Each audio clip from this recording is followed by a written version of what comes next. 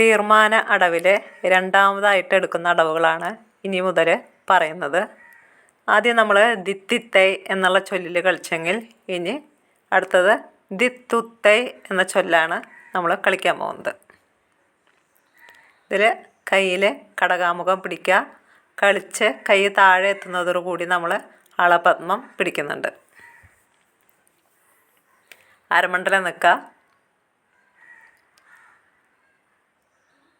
നമ്മൾ വലത് വശം കളിക്കുമ്പോൾ ആദ്യം ഇടത് കാല് ചവിട്ടി വലത് കൈ കളിക്കുക. ഓപ്പോസിറ്റ് കൈയും കാലാണ് ഇതിന് നമ്മൾ യൂസ് ചെയ്യുന്നത്.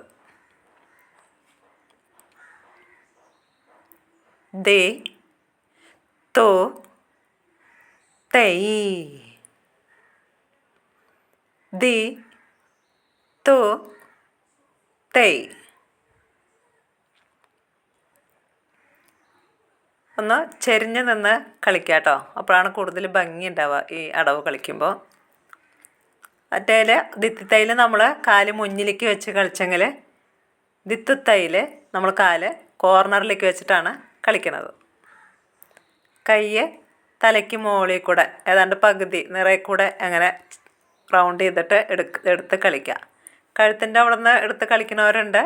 നമ്മളിവിടെ തലയുടെ മുകളിൽ കൂടെയാണ് എടുത്ത് പ്രാക്ടീസ് ചെയ്യിക്കുന്നത് കേട്ടോ.